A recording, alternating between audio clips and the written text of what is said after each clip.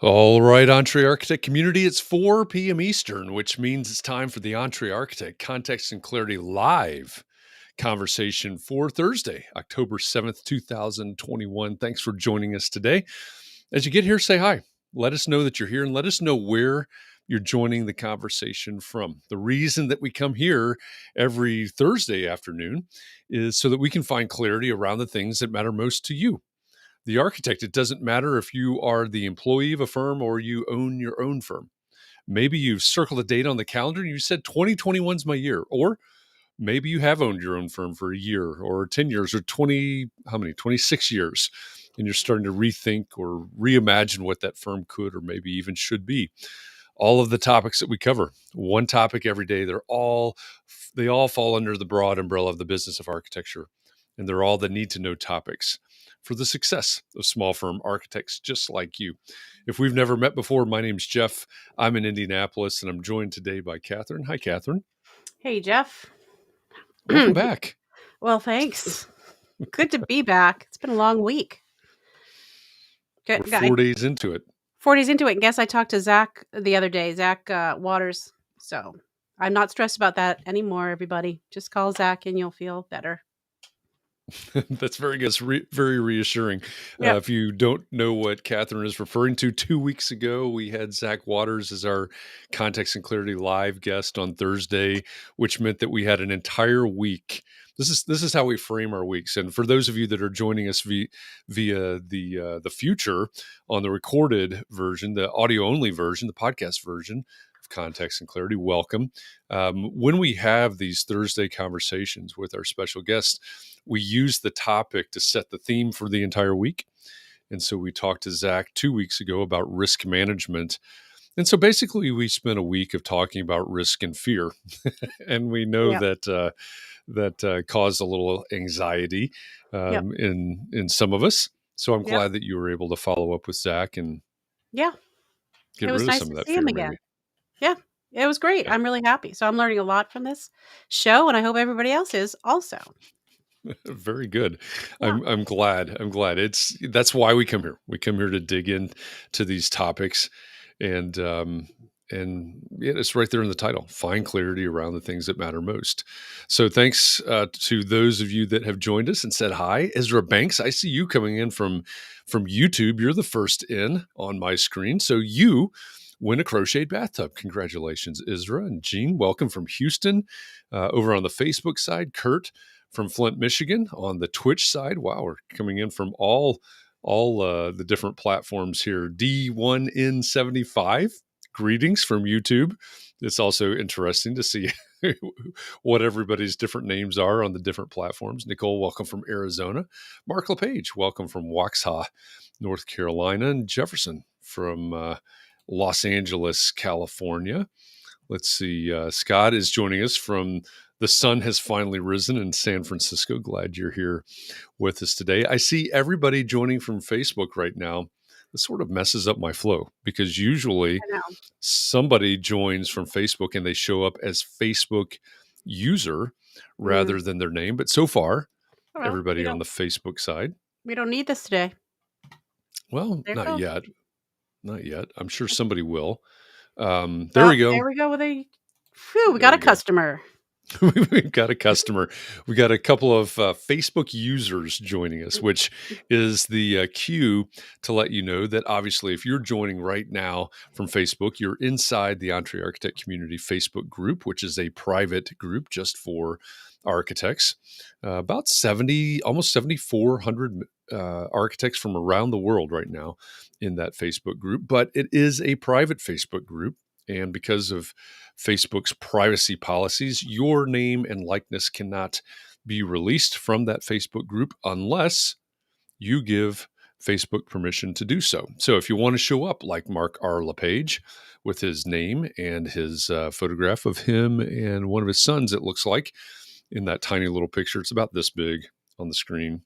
That's pretty small. If you want to show up like that, rather than Facebook user, you need to give Facebook permission to do that, to speak to Restream, which is the platform that we use. So there's a URL at the bottom left of your screen right now. It's chat.restream.com. bit.io/FB as in Facebook. So if you want to show up with your name and picture, just go to that URL, give Facebook, super simple, give Facebook permission to talk to Restream, and you'll show up as yourself rather than Facebook user. Whichever way you prefer is fine. We've learned not to shorten Facebook user into anything else, so we'll just have to call you Facebook user. It's kind of tempting, but we don't do it. Yeah, it's tempting.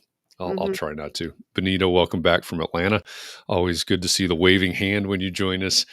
And Mark says that's James, his oldest son, in the picture with him, his Facebook profile picture there. Sneaking in from the back door on the Twitch side is SKT Architect. Glad that you're joining us. You don't even have to come in the back door right now. We're just getting started. There's plenty of seats in the room. We're glad you're here. So welcome everybody.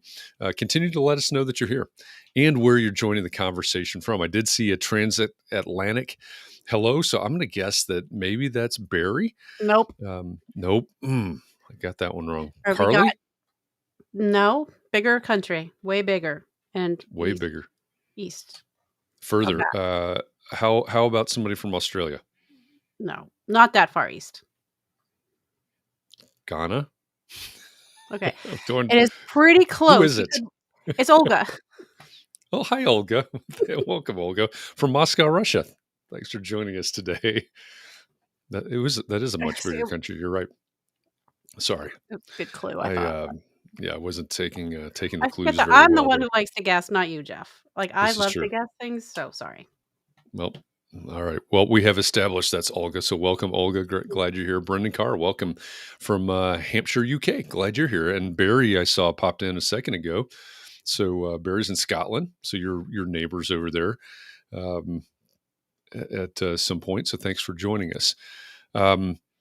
Again, it is fun to see where you are. So let us know that you're here and where you're joining from. We regularly have an audience from literally around the world, from the east to the west of the United States, jumping the Atlantic to the UK and then over to Moscow. And we'll see if we are friends from the future, from Australia, New Zealand, Philippines, perhaps, if anybody joins us from there. But it's fun to have these worldwide conversations going on. And the reason that we're here on these Context and Clarity Live days is to interview our special guest about a specific topic. And all week we've been talking about succession planning.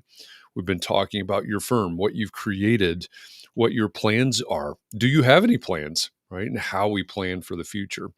So why don't I just go ahead and introduce our guest here today, because we've been looking forward to this all week. Our guest today is an architect, an entrepreneur, a leader, and a partner. She may leap before she looks, but she's a systems solver focused on building a better future. She's the Chief Executive Vision Officer of the Donahoe Group, which, by the way, that's the title that I want. Chief Executive Vision Officer. That's really cool. Angela Donahoe, welcome to Context and Clarity Live. Hello. Thank you. That is by far the best introduction I've ever had. Thank you.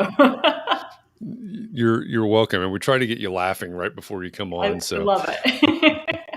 It's great. So you're out of breath and everything else. So exactly. So perfect. Welcome.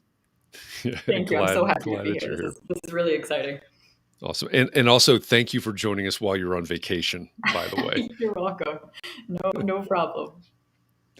Angela. So Angela and I are in a mastermind group together. And so we had a conversation a little while ago. She says she's actually put a couch in front of the door so nobody can get in and disturb her while we're talking. And that's next level preparedness. So welcome and thanks. Yeah. We got a lot of little ones running around, so I just didn't want to risk it. As cute as they are. Well, we're used to interruptions. We've seen these things, over the last 18 months, which, by the way, thank you to all of you again out there, because we celebrated 18 months of Context and Clarity this week, every day on Context and Clarity Conversations. But over the last 18 months, we've seen lots of examples of people, even when they're live on the BBC, being interrupted by little ones and Mm-hmm. critters and things like that. So, we're used to it. No worries with any of that. I talked about the fact that you're the chief executive vision officer for the Donahoe Group. And for a little bit of background for everybody out there, the Donahoe Group with Angela, and we'll dig into this here in a minute, is now a multi-generational firm. And so all week we've been talking about this idea of, what's the future of your firm? And again, I've said this over and over, and I want to make sure this is really clear to everybody. We started out the week asking, what did you create when you started your thing, whatever that is? Did you create a hobby, an elaborate hobby, a side job perhaps, or a new job for yourself, or did you create a business? And then we talked about how do you get the work done, and then we talked about names and brands and things like that. And there's no judgment in any of that, right? There's no, if you said, hey, I created a new job for myself, and that's what you want, that's what you are after, and that's what you aspire for that to be, there's no judgment. That's fine, right? And if you say, hey, I don't have any aspirations for my firm to continue on after me, that's fine too. But I think there's still something really important in this conversation on thinking about the future of your firm and planning for the future of your firm, assuming that today is not the day that you're retiring. So, Angela, can you tell us a little bit about the Donahoe Group? And maybe let me back it up. Not to steal your thunder, but I know it started out with your father-in-law, Guy, Guy Donahoe. Mm-hmm. Maybe I could start with this question. When Guy started, back at the very beginning when he started his firm, did he at that point aspire, there you go, did he originally envision the firm to carry on after himself, or was he like a lot of people in this audience where he started something and he's going to see where it goes? I don't think he did. When he originally started the firm, it was called Guy A. Donahoe Architecture. And so that right there is kind of an answer, right? Like, it was his name. He started the firm. He had one other guy that was working with him. He knew he had just moved into the area to be with his wife and around her family. And he knew he wanted to be on his own because he didn't want a boss. He wanted to do his own thing. It's kind of like you said, it's a really common. He wanted to be able to do his own thing. And turns out he really has a knack for business and really intuitively was able to grow the business into what it was and what it continues to be this day, which is really neat.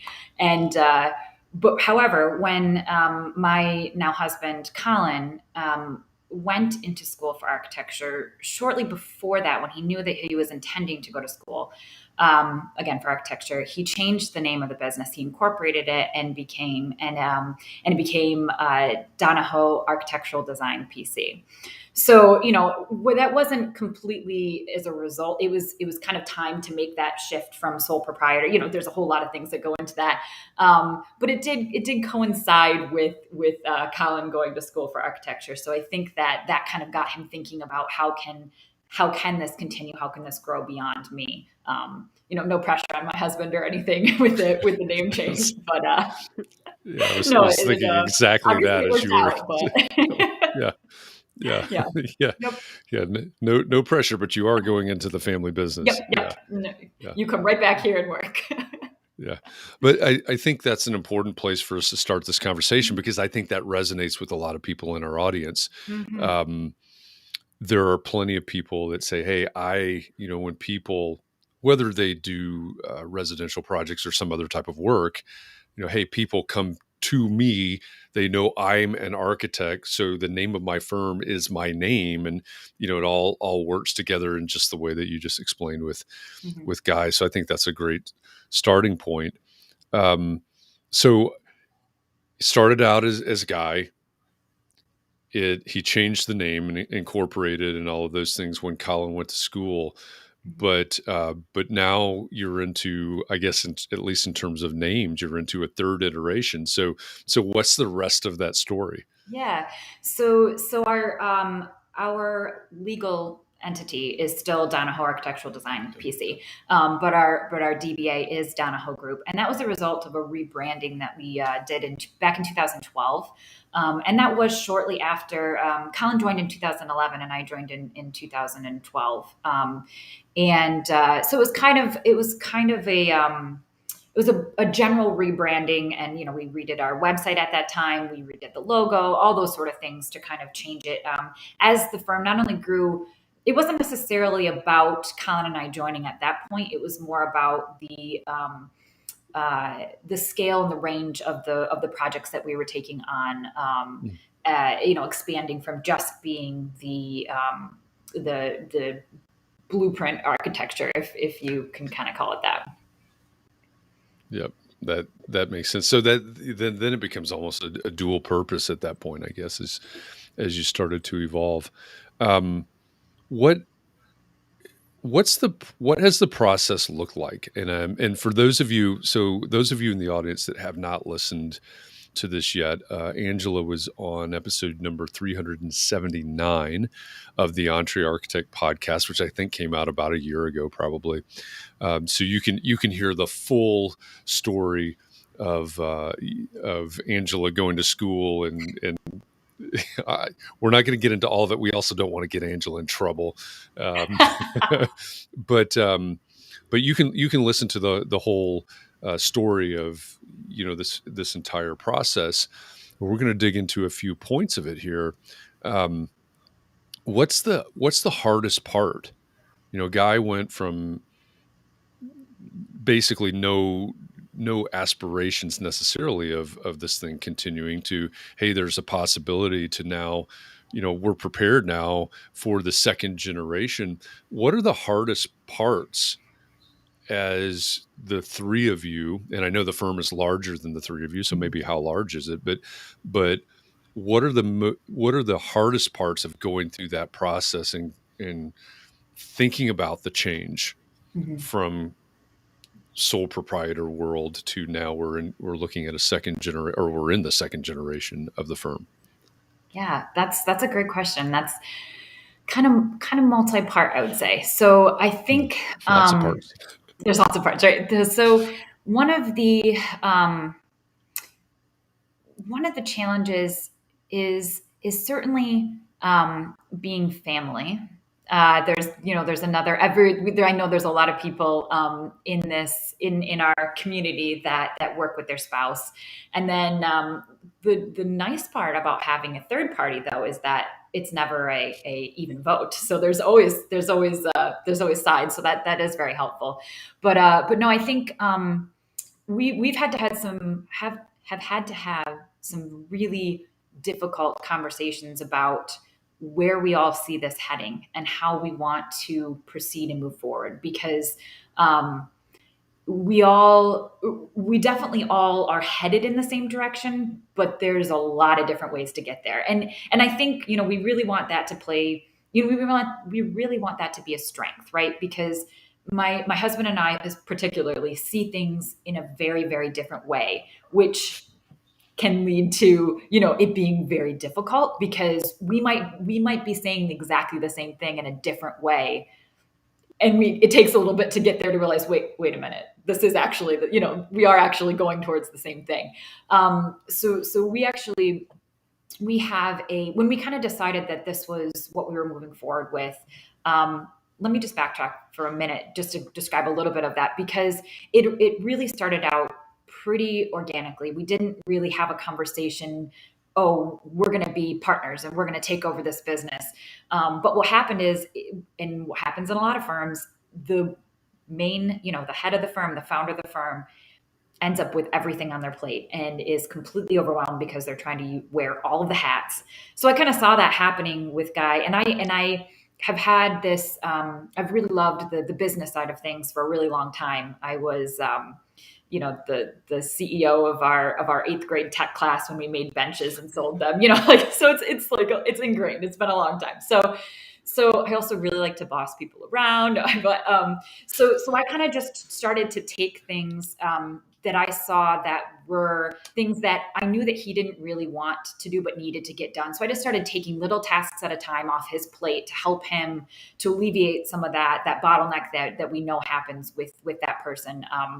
That's at the top, right? And so as that started kind of happening, we had more and more conversations surrounding that, and more conversations that led us to understand that this was where we wanted to go. This was that this really could work. We could make this actually happen. We could really turn this into a legacy, and we could carry this on.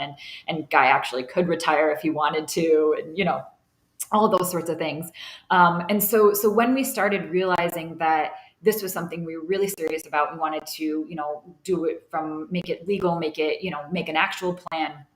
We started having, which we still have now, a weekly meeting where we meet outside of office hours. So we make dinner, we have dinner, and then we meet after dinner, and sit and talk about, we have a list of kind of some generic like financial things we review, but then we have different topics that we're trying to work through to solve for the business. And it could be something that is longer term, like the conversion from AutoCAD to Revit, or it could be something like, when are we going to hire another person? How are we going to go about this process? Or, so we cover a whole range of subjects, but every single week we sit and have a conversation, and it's not always the best thing. It's not always the most fun thing to do on a Wednesday night, when you're just halfway through the week and exhausted, but we do it because that communication and being on that same page is so important and really essential to making sure that we all have an opportunity to communicate. As we all know, in our firms, we're all so busy. I mean, we're all over the place in our office. If the three of us are in the office at the same time, everyone's like, "Whoa, what's going on? What's wrong?" So we really try to carve out that time to communicate.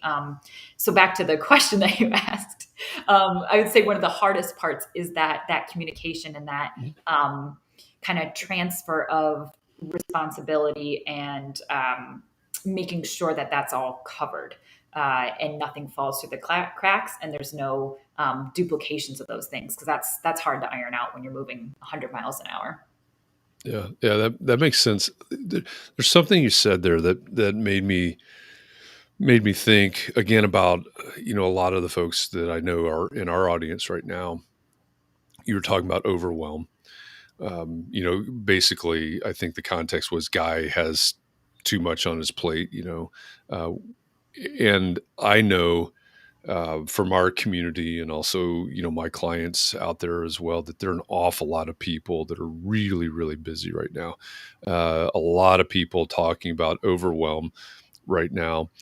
And so maybe if I could ask this, for those that in the audience that say, I really don't have an aspiration of expanding or bringing on the next generation or anything like that.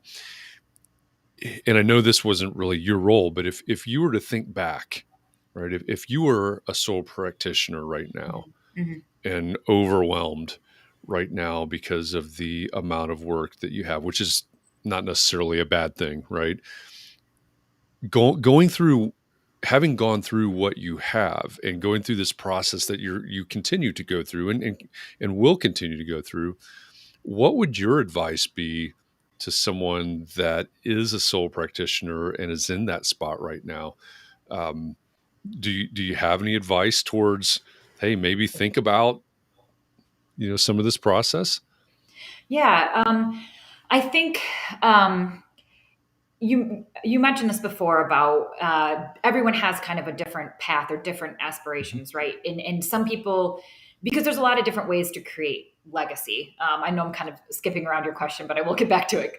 But because the legacy of your firm, if you would just you, and you don't want to, it's your name and you don't really want to continue that, your legacy could just be in mentoring another up and coming architect, right? And sharing what knowledge you've acquired over the years, right? That could be a legacy, and honestly a continuation of your business in a way too, because so much of our businesses is the way we do things, the way we design. It's not the client list. And I know you mentioned that before, but it's not the client list. It's not the building. It's the way we do things. It's how we treat our clients. It's how we have our standards for. It's always a 3'6" hallway, or I don't, always align this, or, whatever your little idiosyncrasies are.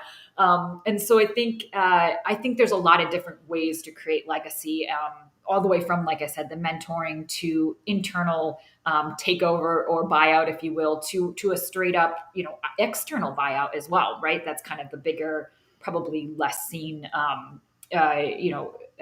second generation, if you will. And so with that, I would say for that sole practitioner that is experiencing that overwhelm, as hard as it is, find someone to help you with the little things. Like whether that is, I know a lot of people still do, whether it's your own taxes or bookkeeping, or just starting little with those types of things that are outside of the architecture world, if you will. Still needs your input. There'll be plenty of input to give. Still needs your review. That's fine. But just try and take little things, particularly little things that you don't like and you procrastinate. That would be my biggest thing. Is we are so fortunate. A lot of people go into business because they want to be able to do their own thing. They want that independence. We have the ability to do essentially what we want to do and have other people do the things that we don't. and that's the power of it, right? So if there's something that you're constantly procrastinating on or just absolutely dislike, find a way to have someone else do it. That would be my suggestion.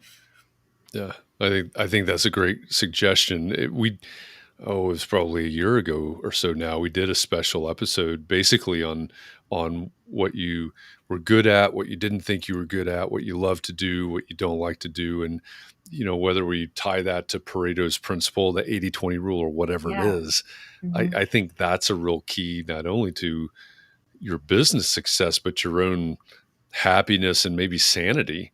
Mm-hmm. When you said procrastinate, I was like, yep, that's Yeah, that's everyone has exactly those when I tasks. know. Yeah. Mm-hmm. Yep. Yeah. That was actually a one of those difficult but really fun conversations that I had with Guy and Colin. Was we sat down and we went through our whole process, and we did this just on like the architectural process, not even the business side of things, but said, what parts do you love? What parts don't you like? And it really was amazing how each of us liked or didn't like, and even more importantly, excelled and really embraced different parts of that process. And so we kind of started to shape some of our responsibilities and tasks, and who was creating the kind of how you do it. I'm missing the word right now, but the how you do it for each of those sections was Systems or based on. processes. Thank you. That was what I was looking for. Systems. So simple, but systems for how you do it, and that's how we started to kind of decide who was going to have the immediate control. Because that is a hard part about having multiple partners, is especially from going from one partner to three partners. Is it used to be it was all Guy, and we all know that email thread that goes to three people and no one's directed, or the text message, no one responds, because if you don't call out one person, if it's not one person's ultimate responsibility, it's not going to happen. So that was a difficult and interesting thing to figure out, was who was going to have the ultimate responsibility, which is how I got the title of Chief Executive Vision Officer, just to throw that out there. All right, tell me more about that. So one of the first things when we decided that we were going to do this partnership, one of my main concerns was, as I mentioned before, about this duplication of responsibility or dropping things, because I thought you had it. So we really wanted to define within our business what that was, who was responsible. And so to do that, we set up an organizational chart for our business, and we did this based on role, not by person. So we kind of so we set up our chief level, if you will. It's this whole kind of beautiful illustrator thing that I put together, but all the different roles in the business. So there's 40 different roles, and then assigned a name to each of those roles. So you might have 12 roles or 14 roles. And what that did is allowed us to understand how over time, as Guy wants to release on some of these items and take a step back, how we can transfer those, if that is transferred to Colin or I, or if it's transferred to someone else in our firm. It just gave us this visual, and we all know architects are really visual people, but it gave us this visual to be able to see how that might change, how those pieces are connected or not connected, and kind of the overlap. And so the chief executive vision officer came out of the traditional setup is usually the CEO on the top of that pyramid, if you will, and then the other chief executives underneath it. And we really didn't want to set it up that way.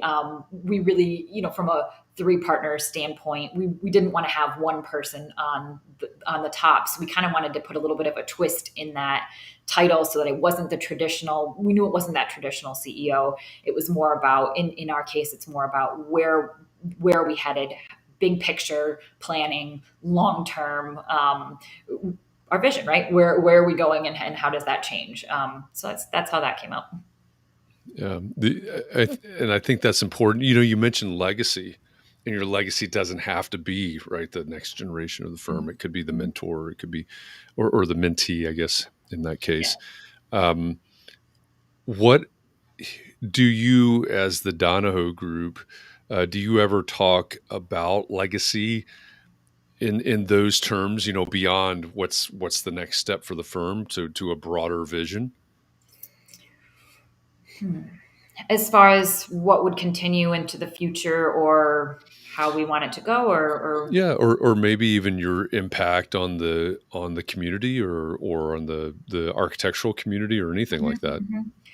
A little bit. And some of that is more, I don't know that we've actually ever had that as a focus of the conversation, but I would say it's come up in little different ways. I think one thing that's really important to me in that is we all work really hard to set up these businesses as small business owners. And we really, to set up these, whether you have a written out system or not, we have a way of doing things, and we have a way of dealing with our clients, and we have a way of creating what we do and providing the service that we do. So I think it's in my mind, being able to continue that along instead of having someone have to reinvent the wheel only helps the architectural profession, right?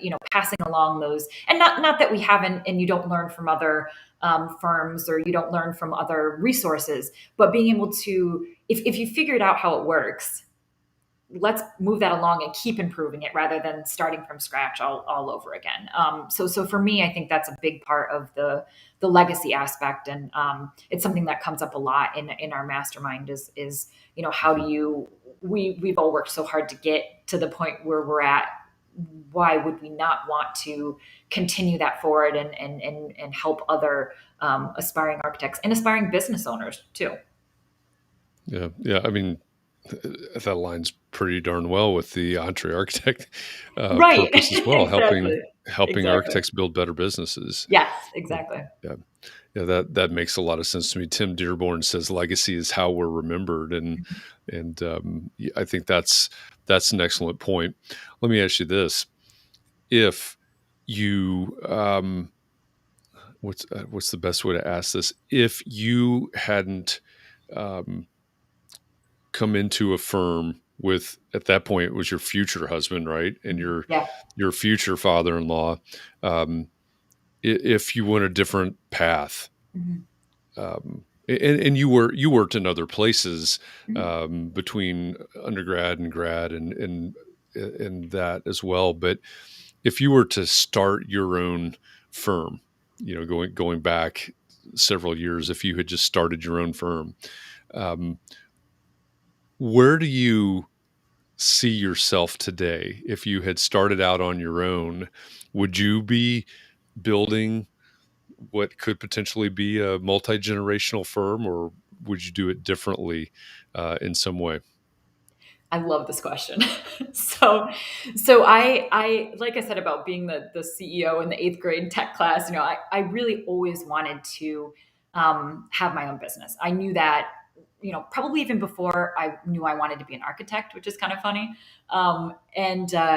when I worked in between undergrad and grad, I worked for a very small firm in Brooklyn that did not even have a calendar, an office calendar. And so I just took that and ran. And over the summer, I worked there for a little over a year. And over that time, I implemented everything I could think of to help this to help organize it and create these business systems around it. And my boss, he would just love that because he didn't want to do that. He wanted to draw and he wanted to design, and he wanted nothing to do with that, but he knew that it was beneficial. So I love doing that stuff. And so I think that if I had not if I had not joined a firm, I think that I would have my own firm, but I probably would not be doing enough architectural work. Or if I was, I wouldn't be nearly as happy with it. One of the benefits of having two partners that are other architects is that I get to spend, I love to do architecture. I love to meet with clients, and I do primarily residential architecture, and I love it. But I also really love the business side of things. And so I'm able to actually do a lot of that because I have not only my husband and father-in-law, who are both architects and managing projects, but we have 8 people on our staff. So I have a business that allows me to work on the business, which is kind of funny. But I think if I was on my own, I would not be nearly. I wouldn't be nearly as far along with that development or with that the presence or the type of jobs we're able to do or the services we're able to provide. Yeah. That reminds me that Bjarke Ingels, the big, he has often said that the best move he ever made was hiring.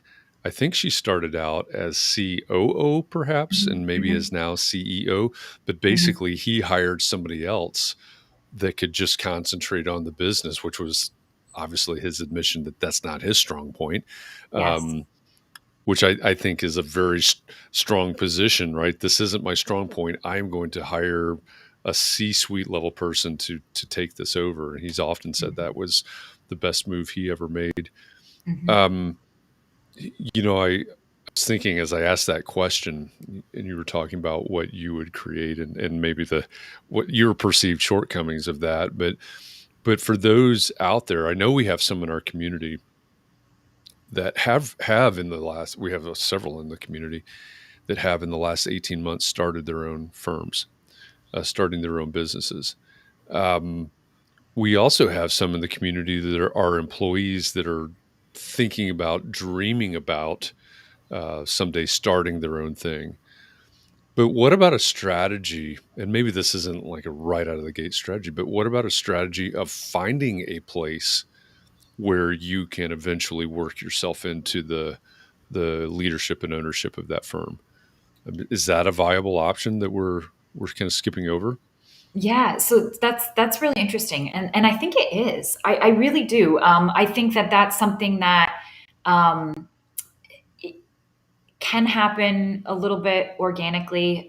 When I will tell you, when I started working, for my father-in-law, I did not know that it was going to go as well, if you will. Like I didn't know how successful that was going to be as far as my dream to own my own business. So I was a little apprehensive. It was, I really wanted to have a job and I loved the work. I had admired the work that he had done for years. So I really wanted to learn, I really wanted to be a part of that. But there was a part of me that was really worried because I was like, I've always wanted to, have my own business. Is this really the path I want to go down? And turns out that really, really worked out well for me. But I think that that is a viable path, as far as finding a firm that you love their work and that that's going to be something that wants to they want to move on. I do think that it is a conversation to be had, maybe not upfront, but definitely not when you're ready to take the firm over. You're like, I'm ready to join, but I think not only from a just from your own obviously future standpoint, but from getting the firm owner who may not have thought that was possible, get them into that mindset. There's so many things.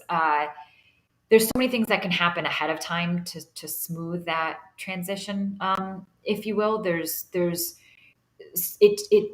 It takes a long time, if you're trying to do it internally and you really want to make it smooth. So I think that would be a really really neat way to approach it, particularly if it's if it's a business that you love the work that they do, you love the culture they've created, and you respect that, and to want to continue to grow it. I don't know, you'd hope that people wouldn't really want to turn that opportunity down. Well, I kind of have a question related to that. So if you are a firm owner and you're thinking, maybe I actually do want to create some kind of plan and I want to hire people who might want to take over my company, how do you get the people who would be interested? How do you know if there are people who would be interested in having their own business and having my business rather than their own business? How can you hire those people? That's a wonderful question, and that type of question about how to know who to hire for what position comes up. I mean, I think I talk about that with different people on a weekly basis. How do you know who has the right strengths and who's going to want to do that? And I think there's certain traits that you can look for, and not like the traits like I'm detail oriented that everyone puts on their resume. It's different. It could be the way that they talk about their passion for different parts of the architectural process in the interview, or it could be the work that they've created or the position that they've held before. I think it kind of comes down to some maybe some difficult and almost personal conversations about where they really want to be, and how they want to get there. Mm, I don't know, because it's so hard to know who's going to be that right fit, because there's so many parts to that, right? yeah, yeah. Um, but I think you have to have the conversation if that's what you're looking for. I think you just have to really just get to it and talk about it. Yeah. And kind of on the other side of that, we were talking this morning in Clubhouse about why do there are a number of people who have been promised this kind of thing by the owners and just strung along, and then it never materializes. It doesn't go anywhere. And this question, why do they do that? I don't know if you can answer that question. So I have some theories about it for sure. I think I think a big part of it is control. And that seems kind of basic, right? But I think some people want to create their own business because they want control over everything, right? They want to be able to be the person that has that say. So handing that over after how many, years and years and decades of being that person that has control is really hard.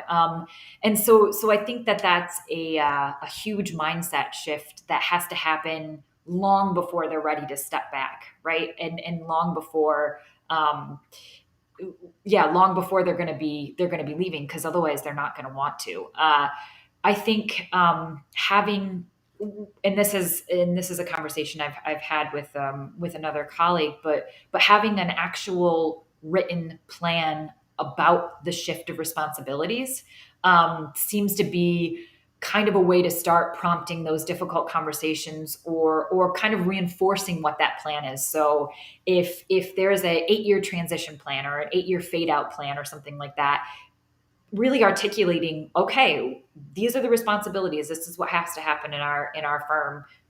You have control of these now. Year 1, this shifts. Year 2, this shifts. And it could be that broad, right? But having that written down, do we all do what's written down and what's planned? No, but at least that's starting to get that mindset, in place, and starting to give something to back up the conversation and say, hey, no, I've got this. You can, you concentrate on this. I'm taking over this responsibility. I can do it. And stepping up and really doing it too, because that is also really challenging. Yeah. That's one theory. That's one kind of idea of mine on why that happens. I think that's a really important point too, in terms Mhm. of setting it up for success, right? Setting the firm up for future success, because it's um, and successfully. I mean, if we look at it one way, successfully wrangling that control away from the person Mhm. that's had control for decades and may be having trouble. That's not really the whole point.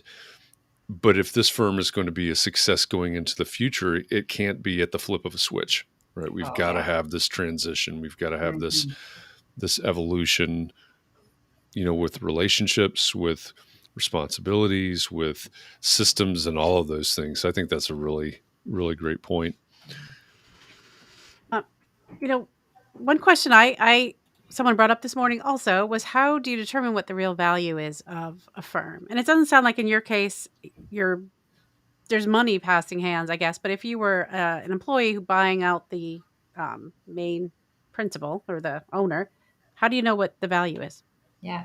So we actually do have a buyout plan in place that we are doing over time to become partners, and that was really important to us, to my husband and I, because we didn't want there to be any confusion about the value that we see in the firm, and what we know that we're getting, if you will. So we really wanted to make sure that that was something that we um, made, not overtly public, but that it wasn't just this, we're taking everything and getting everything. We really, because that was just that was really important to us.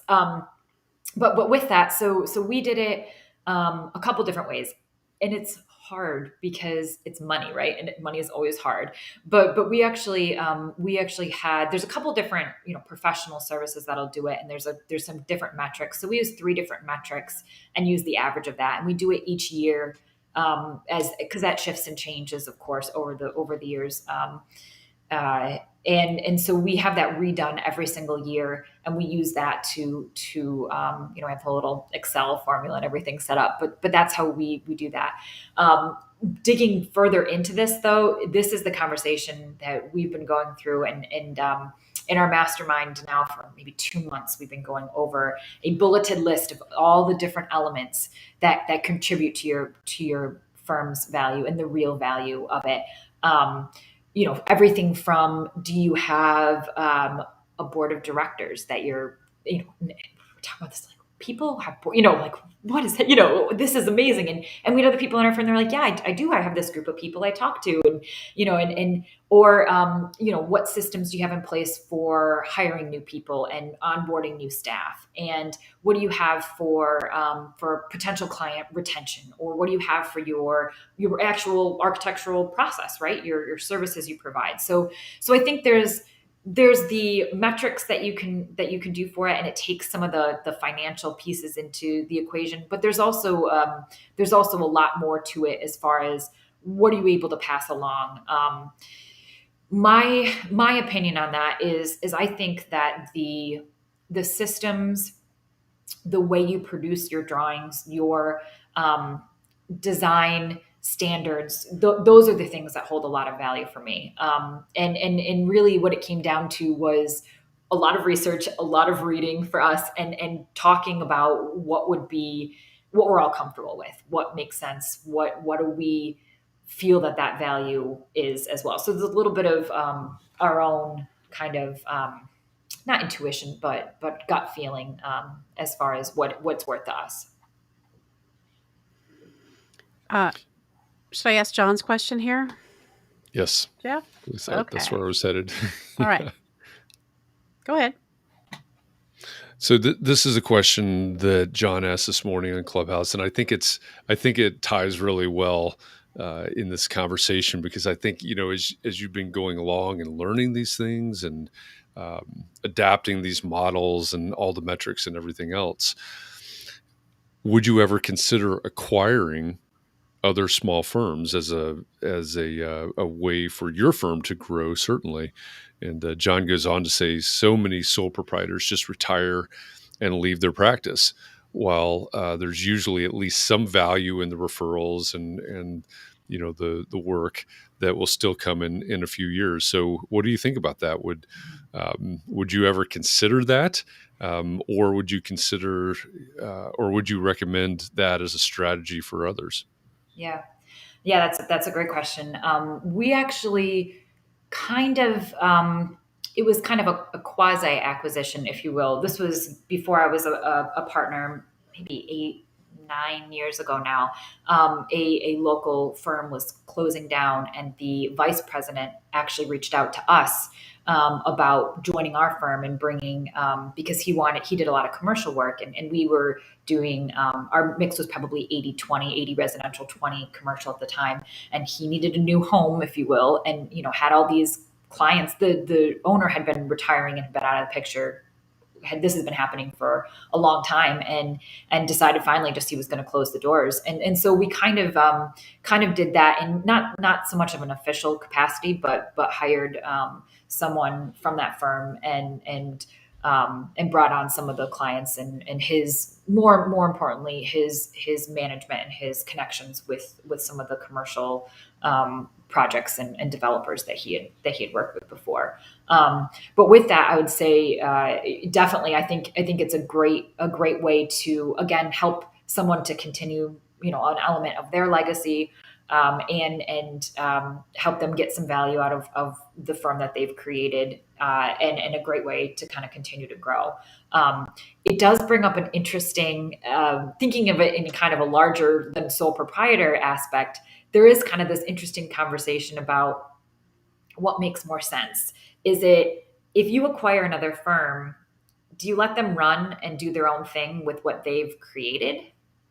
Or do you try to bring them on to the system and everything and the way that you've been doing things? And, this is, I kind of love that conversation, that topic, because there's so many ways about that. There's so many ways around that. There's pluses and minuses to both sides. And it's one of those things I think I could debate on, or really just really think about for a long time, which just is how goes to show how much I really do love the business side of things. Yeah. But It's a question of yeah. culture at that point, right? Mm-hmm. Mm-hmm. In transition of cultures. Yeah. Yep. But yeah, go ahead. No, I was just going to say that, there's, it could go really right and it could go really wrong. And that's the risk of it, right? That really is. Yeah. Well, I think, going back to something you said a few minutes ago, it's when you're talking about value, do you have a board of directors? Do you have these systems in place? And one you mentioned was an HR kind of system. Mm-hmm. That culture piece is part of it as well. And so I think a lot of times you see this, your example's great. We're bringing this group on. They've got 4 projects in progress right now. They're going to finish them out, the way that they were started, right? And, based on their processes or lack thereof, their culture or whatever. But then going forward, they're going to have to be those people, those human beings are going to have to be brought into the culture and brought up to speed on the new systems and processes that we use. Otherwise, we're starting to dilute some of that value, as we're defining it in those different metrics. But I know there's plenty of room for conversation on all of those things. Tim says in buying firms, it's a way to acquire talent and to eliminate competition. So I think that's a really good point as well. If you're in a competitive market in certain project types or an area or something like that. Talk about the culture of the Donahoe Group and how it has evolved in your time there. Ooh, that's interesting. How it's evolved. I was ready for the first part of the question, but not the second part. That's interesting. Well, all right. So let me reframe it a little bit. Okay. You started essentially as part-time, right? As I don't know, as an intern, or you started doing some work with them, and obviously your role has evolved greatly Yes. over that time. And we're talking about how many years are we talking about at this point? It'll be I mean, 10 in, it'll 10. be 10 years in June. Yeah. Yeah. May Yeah. actually. Yeah. So over 10 years time, everything's going to change. Yes. Um, what, what was the culture like when you were coming on Mhm. versus the way it is now? And at that point, it was still just Guy as the sole owner at that point, right? Yes. Mhm. To the point where now you have your three partners. What's changed in that time, other than everything? Well, yeah, everything. I'm thinking back, putting myself back in that moment, everything.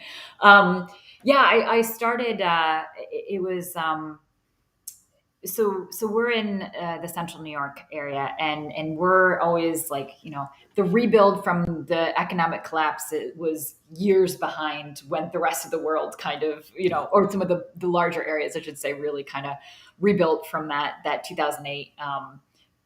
Consequently, 2009, not a great time to graduate with an architecture degree. No jobs.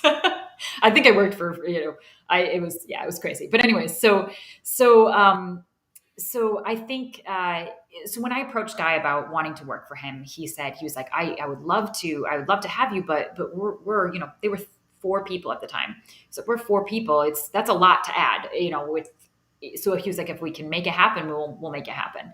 And so the day after I graduated, he, my then boyfriend, Colin, called me up. He's like, can you come into the office and help me with this project for a little bit? And then I came in the next day and I just keep showing up, and it's great. But no. So when I started, it was very much Guy at the top of that pyramid, if you will, of the equation. He was the one that met with clients. No, not many.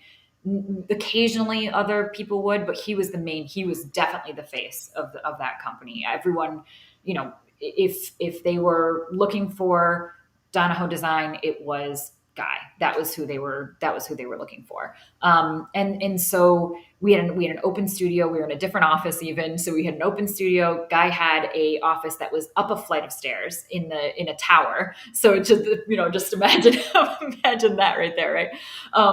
And so we soon thereafter moved into what is our office now, which is a little bit of a different environment. It was separate offices. We had our own kind of conference space. We expanded. We brought on a number of different people, so that kind of changed the feeling as well. Of course, it started to very, very early on. Guys started taking Colin and I out to meet clients. He was so great about that. Sorry, I was just laughing at John's comment about the tower. Yeah, he really did love that tower. It was pretty great. So he started taking us out, almost immediately, and because he knew our turn, our goal was both to be licensed architects. So he brought us on right away. He really embraced that, and so it quickly changed from Guy being the project manager and Guy being the main head to, it was Colin and I were meeting with clients as well, and we were starting to be project managers, and we were kind of falling into that role. And then there was this shift of like I started saying, taking things off of Guy's plate. So it started with a lot of HR stuff. So then I kind of became like, if people needed something HR wise, like needed to take a day off, or they started coming to me for that kind of thing, or they had a question about payroll or paperwork, or just like those HR things. That's who they came to. And then it was about systems. I started doing that kind of thing. So if they had questions about that, so it started shifting. We started this organic sort of shift of who people talked to, how they got answers, and so I think our all along our firm culture has been pretty. Not super casual, but very family oriented. Imagine that, and love for design, passionate about that, and I think it shifted it's gone from extremely passionate about design to passionate about design, but also about running a business. And we've kind of, and that does shift how people feel about accounting for their time, or tracking their time, or understanding where a project's at from a budget standpoint, or the responsibility that's associated with that. Kind of broadening that from firm culture, but that all those things sort of play into I think how that works. So that was kind of a little rambling, but that's kind of how I've seen that shift over the years. Yeah. Well, I think that even just that last, sentence or two that you said, the kind of that shift from the really passionate design focus to, yes, we're focused on design, but also on, hey, this is a business. I mean, that I think that speaks to the culture a lot, right? We're looking at this as a um, long-term game that we're going to succeed both on the design side and on the business side. Mm-hmm. So I know we've made it to the top of the hour, and I appreciate everybody hanging on with us here through this conversation with Angela Donahoe. It's been a good conversation, and I think maybe the way to wrap this up, because we have so many in our audience. And for those of you that have never been to Context and Clarity before, we really are focused on the things that matter most to small firm architects. Doesn't mean everybody here is a small firm architect, but we're trying to figure out how these architects can build better businesses, so they can do the things that they want to do, that they can do the work that they want to do, and be freed up, to exercise on that passion for design. So um, again, Angela, as we think about the small firm architects, many of whom, until we started talking about this week, may not have thought about um, the legacy of their firm in the way that we've talked about it in this last hour. What advice do you have for somebody that maybe they are a sole proprietor, but what advice do you have for them as they think about the future of the firm, this thing that they've created, the thing that they're working on right now? Wrapping it up in all of that in one sentence. Big questions. Big question. No, I think it's great, and I've really this is something I think about a lot because I know a lot of firm owners don't even think it's an option or a possibility, because not everyone has a son and a daughter-in-law who walk in and want to do that. I fully appreciate that. That's not. We're in a very unique situation. So I guess I would really say, think about what you want to do. That sounds really silly, but think about, if you think about in 5 years, again, these tasks, what do you love to do as part of your business? There's no way that every single person, there's no way that you love every single part of running a business. There's no person out there that loves every part of it. There's some part of it that you don't love. So really dig deep and look and think about those things that you don't necessarily want to do or don't feel you have to do, and start thinking about how you can pass those elements along, right? And then continue that conversation and think about, okay, now that I'm doing the things that I love to do, right? I'm doing the only things. How can I step back as I get older? I mean, 99% of us are doing this because we really love it. You couldn't do it if you didn't really love it, right? So maybe you don't want to completely retire. Maybe you still want to be able to dabble in some parts or pieces of it. So how can you start to migrate those parts and pieces? How can you start to step back on some of the things you don't love as much, but still hold on to a little bit that you do love, and still be able to pursue the hobby part of it, right? Put the wrapping it all the way back to the Monday conversation, right? So bring it back to, find a way to move your business along so it can still run. You can still carry on all that hard work that you really did put, all those things you didn't want to do, pass it along so you can keep the hobby part of it, so you can continue to do what you love for however long you want to, until you do want to step back and remove yourself from that. That's fantastic. That's great advice. I mean, if anybody was looking for a way to cap this off, figure out a way to really enjoy this thing that you've created and what you want to do. Thank you for that advice, Angela, and thank you for sharing your story. It's a great story, and it'll be fun to watch how the story evolves and progresses because it keeps going, right? Yes, yes. Yeah. Yeah. To those of you out there in our audience, thank you as always for joining us and making context and clarity a thing. Again, we celebrated 18 months of these daily conversations yesterday. Actually, it was on October 6th.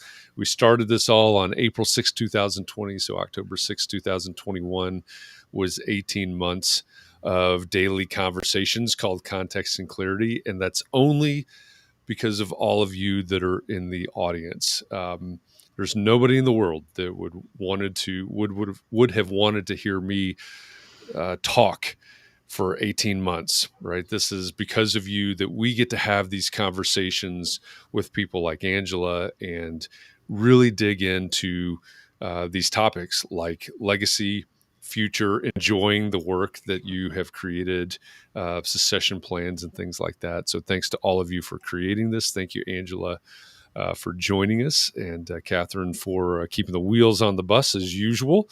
I think we pulled it successfully into the station here. Yep. And to to those of you that are listening to this in the future on the podcast version of this, thanks for listening. A reminder that one thing that we do as soon as this conversation is over, we're wrapping this up, and then Katharine and I go backstage with a member of the community. We're not going to tell you who that person is, but Nope. we break this conversation down. We talk about our biggest takeaways from this conversation and also about things that we can apply from this conversation to our own businesses. We call that Context and Clarity Backstage. So this podcast, if you're listening to it now, it's already come out. You know that. But if you're in the live audience right now, the podcast version of Context and Clarity Live right now will be out on Monday. The Context and Clarity Live Backstage will be out on Tuesday. So you've got to listen on Tuesday to find out who our mystery guest is and what their takeaways from this conversation are. It's our way of taking this aspirational and really informative conversation and really turning it into completely applicable in all of our different contexts. So I think that's an exciting, relatively new version of the Context and Clarity podcast. So check that out. And of course, we'll be back tomorrow at 9 a.m. on the Clubhouse app to wrap up this week of talking about succession planning and legacy and future. Look for the Context and Clarity Club on Clubhouse, and same bat time, same bat channel, 4 p.m. Eastern, inside the Entre Architect Community Facebook group to, again, wrap up the conversation version of this tomorrow afternoon. So again, thanks to all of you. Thank you, Angela, again for joining us. And we'll see everybody out there. Hopefully, we'll see you around somewhere sometime soon. Thanks, everybody. Thank you.